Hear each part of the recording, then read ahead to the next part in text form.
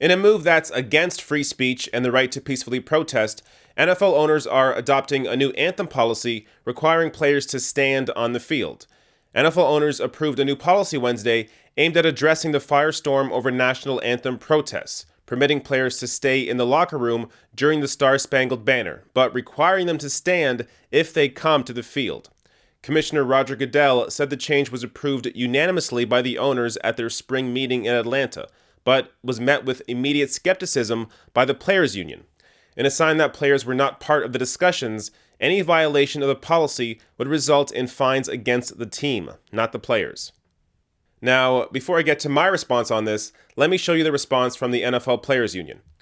The NFL chose to not consult the union in the development of this new policy. NFL players have shown their patriotism through their social activism, their community service, in support of our military and law enforcement, and yes, through their protests to raise awareness about the issues they care about.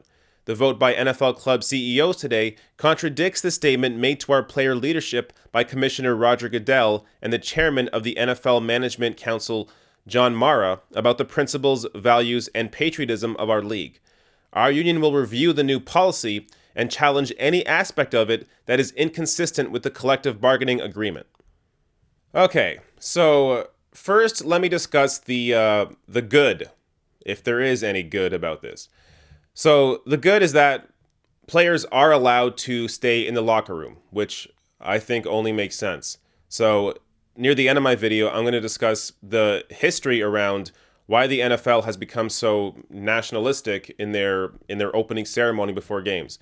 But the other good part about this, or I don't know if it's good, but the NFL has the right to do this. So the NFL is a private organization, so they have the right to say what their players can or can't do on the field. Now, with that said, everything else about this is bad. So, first off, I mean, the players weren't consulted. So this is a rule that clearly involves the players. The players, the NFLPA should have been consulted in this decision making. Now, people will say, well, or the NFL will say, well, we don't want to be political. So we don't want to allow protests on the field because we don't want to be political. Well, banning your players from protesting on the field is being political. In that move, you have picked a side. You have picked the side of not allowing these players to protest against police brutality and racial injustice. So that in itself is a political move. So you can't say that this is not the NFL staying out of politics. This is the NFL picking a side in who they are with in terms of allowing players to protest. Now, one of the craziest things about this is that the national anthem and the flag represents your freedom to protest. So by not allowing the players to protest, you're spitting on the flag. You're spitting on the national anthem. What America represents, what the flag represents, what the national anthem represents is the freedom to protest. So if you are taking that freedom away from your players, then you are spitting in the face of the whole purpose of the flag and the national anthem. Now, if you want to say, well, you know, the NFL it's a game. People shouldn't be interrupting the game, shouldn't affect the game. If you're going to affect the game, then you're kind of ruining the whole purpose of why the NFL exists. I get it. This is before the game. This isn't affecting anybody. This is a peaceful protest. So, look, if players were running around in the middle of a game, you know, like during a play, they take out the flag or something, or take out a Black Lives Matter flag and start running around, I get it. That would be disrupting the game. That would be affecting the other players. That would be affecting the game, the whole purpose of the NFL. A peaceful protest, kneeling before the game, is nothing. So it amazes me how far people will be offended about something. So people get angry about protesters in the streets, which, I mean, once again, they are fully allowed to do. But people will be angry about that. Okay, fine. You say they're interrupting your drive home from work or something. Fine. I understand. I at least understand that. I understand you being inconvenienced even though that is sort of the whole purpose of the protest, to make you recognize what they are protesting about. But sure, you're being inconvenienced. How are you being inconvenienced when a player silently kneels on the field? There is no inconvenience there. This is simply a protest pointing out racial injustice and police brutality. So how does that affect you? It's these right-wingers will be triggered and snowflaked over any possible thing. It doesn't matter how they protest. It's the reason they're protesting, why they are protesting. People don't like to recognize or don't like to be reminded of the fact that their country isn't perfect, that there is a lot that needs fixing, and one of the big issues is police brutality and racial injustice, systemic racism. So if people are reminded by that, it bothers them. And that's why they are against peaceful protest. Not because of the actual protest, but because of why they are protesting. Now, I want to get to some good tweets on this that I came across. Let's start with this former NFL quarterback, Sage Rosenfels, who said, "I hope the NFL decides to completely stop all concession stand sales during the anthem as well. We wouldn't want people buying a $10 beer and an $8 hot dog during our sacred anthem. All TV camera crews must stop filming and direct attention at the flag too. Just seems fair." And next, this tweet from USAF Vets Resist Squadron says, "As a vet, it is hard to comprehend how the NFL feels it is necessary to take away the First Amendment rights of players just to appease a grifter in the White House. It was never about the flag or anthem. Hashtag take a knee." And this tweet from Jason Kander says, "Patriotism isn't about making everyone stand and salute the flag. Patriotism is about making this a country where everyone wants to." So I think that last tweet there highlights best how I feel about this. Saluting the flag or standing during the national anthem doesn't make you a patriot.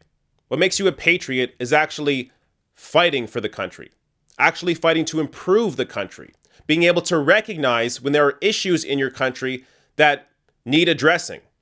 So by you just standing and saluting, it's like going to church every Sunday and then being a dick the other 6 days of the week. It doesn't mean anything. You have to actually live what you apparently try to purport that you are. So if you think that standing for the flag or putting your hat on your heart or putting a flag on your car or flag on your license plate, if you think that is making you a patriot, it's not. What makes you a patriot is actually fighting to fix the problems that exist within your country. Or at the very least, supporting people who are doing that. Now, why is the NFL so intertwined with these symbols of patriotism? So Think Progress did a report on this last year that dives into this. So the report is titled, "How the NFL Sold Patriotism to the U.S. Military for Millions. Standing for the national anthem is a new concept that may have coincided with a government marketing campaign. As recently as 2015, the Department of Defense was doling out millions to the NFL for such things as military flyovers, flag unfurlings, emotional color guard ceremonies, enlistment campaigns, and, interestingly enough, national anthem performances. Additionally, according to Vice, the NFL's policy on players standing for the national anthem also changed in 2009, with athletes encouraged thereafter to participate. Prior to that, teams were not given any specific instructions on the matter. Some chose to remain in the locker room until after opening ceremonies were completed. In 2015, Arizona Senators Jeff Flake and John McCain revealed in a joint oversight report that nearly $5.4 million in taxpayer dollars had been paid out to 14 NFL teams between 2011 and 2014 to honor service members and put on elaborate, quote, patriotic salutes to the military. Overall, they reported these displays of paid patriotism were included within the $6.8 million that the Department of Defense had spent on sports marketing contracts since fiscal year 2012. All right, so people will correctly point out that the NFL is a private organization and they can tell players to stand on the field for the national anthem, but the whole reason this is even a thing, the whole reason it started is because of a taxpayer-funded marketing ploy by the Department of Defense that began in 2009. This shouldn't even be a thing. So, I mean, the other layer of absurdity on top of this is that the NFL takes in billions of dollars in subsidies for new stadiums, and they get discounted city services, big breaks on property taxes, breaks on utilities, and breaks on police patrolling the stadium. So they get all these taxpayer-funded expenses, but they still have the ability as a private organization to tell players that they can't protest. Now, my position on this is I don't even think there should be the national anthem at sporting events. Why is this a thing? Apart from the NFL. Why is this even a thing? So, while I don't watch football, I watch other sports. A lot of players on these teams, especially in hockey, are from countries all over the world. Yet, these games, they only play the Canadian or American national anthems. What exactly is this about? I mean, in the NFL, clearly, it was just purely a marketing ploy to get people to enlist in the military, to get people to be patriotic for their country, so they would soften up to the military. I mean, that's the purpose of it in the NFL. So that's clear. Now, in other sports, I mean, why is it even a thing? There is no purpose for the national anthem at any sporting event. There's no purpose for it. Now, I understand the that my channel's called The Rational National, and I am being rational here. So you can love your country, but you don't have to love your country at every single event you go to. Is there a national anthem before a concert? Not the ones I've gone to. So there are, a whole plethora of events that don't have the national anthem at the beginning of them. Why does it have to exist, or why does it have to be a staple at sporting events? It doesn't need to be. Now, I want to go to a tweet here from progressive reporter Benjamin Dixon, or I should say Benjamin Dixon. He tweeted this out, and I think this is a fantastic, just absolutely brilliant idea to skirt around this new rule. So he tweeted out, "Turn your backs during the anthem and really give them an aneurysm." I love it. That's brilliant. So sure, I guess you have to stand during the national anthem, but you can still protest by turning around and not facing forward. So this is what it's come to. If the NFL just allowed players to protest, let the fans freak out. I mean, people have to recognize that they live in a free country, which means that you're not going to agree with everything people are doing. But maybe some of them will stop and recognize, oh, I didn't realize they were kneeling because of that. I didn't realize they were kneeling because of systemic racism, or I didn't realize that there was so much police brutality directed towards black people. That's the whole point of these protests, to get people to recognize that there are serious issues embedded in their country, and that if they recognize that and can help be an ally to fix that, then you move towards a better country. You move towards progress. You improve things for everyone. Why is that a bad thing?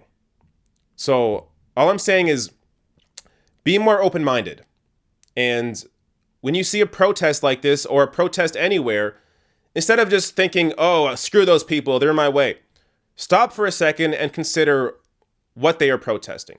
Consider why they are protesting. Maybe even go talk to them. And you'll realize that, hey, people are dealing with things that maybe you aren't dealing with, but that doesn't mean that you can't also help be an ally and fight with them. Hey, if you like this video, hit that subscribe button below and consider throwing me a few bucks on Patreon at patreon.com/therationalnational or therationalnational.com/join.